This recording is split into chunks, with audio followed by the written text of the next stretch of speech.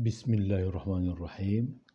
Sebagai orang yang ditakdirkan pernah berkantor di DPR RI, saya merasa sedikit banyak berkewajiban untuk memotret apa yang terjadi dengan Effendi Simbolon yang belakangan ini, minggu-minggu ini viral omongannya, gelagatnya. Tapi sebelum itu kita terus biasakan untuk selalu beristighfar, berzikir. La ilaha illallah, la ilaha illallah, la ilaha illallah, la hawla wa la quwwata illa billah, astaghfirullahaladzim. Astaghfirullahaladzim. Astaghfirullahaladzim. Berbagai ungkapan, berbagai bahkan makian, analisa masyarakat daripada ungkapan-ungkapan Effendi Simbolon. Bagi saya tidak aneh. Banyak selain Effendi Simbolon juga yang ngomong macam-macam di DPR, tentu dengan berbagai motif latar belakang yang tidak bisa dipotret dengan hanya 1, 2, 3 menit tayangan video saja.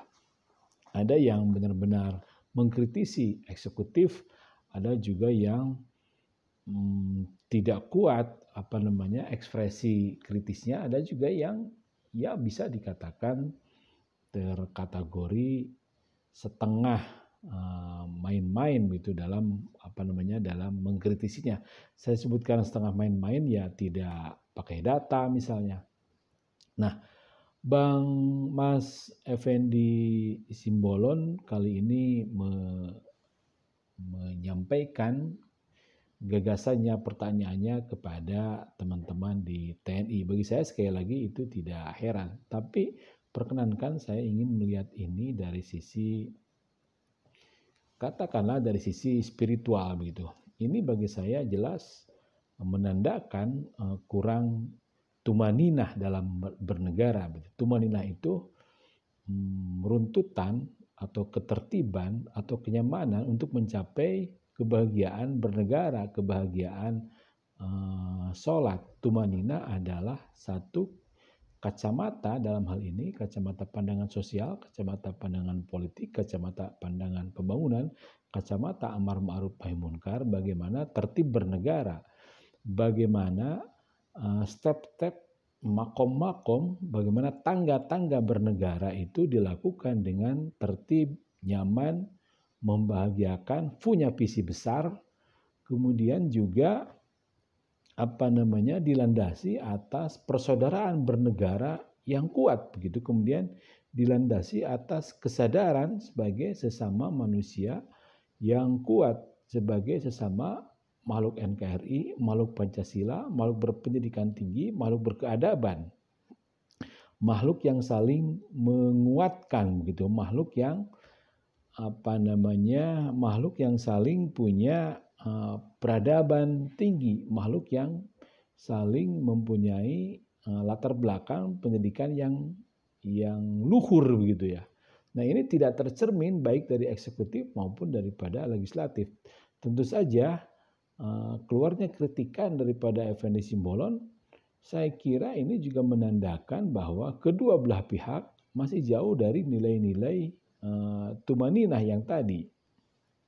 Saya kira masyarakat bisa dengan mudah melihat berbagai fenomena, berbagai kejadian yang tidak kunjung berkesudahan, fenomena kejadian korupsi atau kejadian peristiwa Duren 3 dan selanjutnya. Ini juga menandakan bahwa jauh dari tumaninah, masyarakat yang sakit begitu. Ya susah kita mengatakan bahwa ini gejala yang sehat, itu ini jelas gejala yang sakit. Jadi bagi saya mengunyah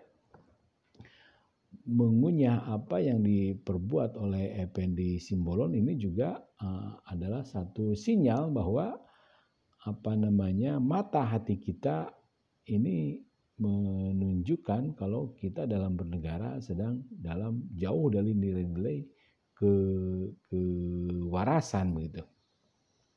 Tanda-tanda yang lainnya ya harga-harga naik begitu. Idealnya kan harga-harga itu turun, terjangkau dan selanjutnya. Kegaduhan-kegaduhan bernegara ini jelas menandakan bahwa kita sedang menuju hamil tua begitu, bukan sedang menuju satu peradaban, satu kecendikiaan dalam dalam bernegara begitu. Ya, negara yang tidak sehat, saya kira gejala-gejalanya seperti demikian. Nah, lalu banyak himbauan, banyak ya harapan, di mana orang baik? Kenapa orang baik tidak muncul dalam menghiasi negara? Tentu saja jawabannya tidak mudah.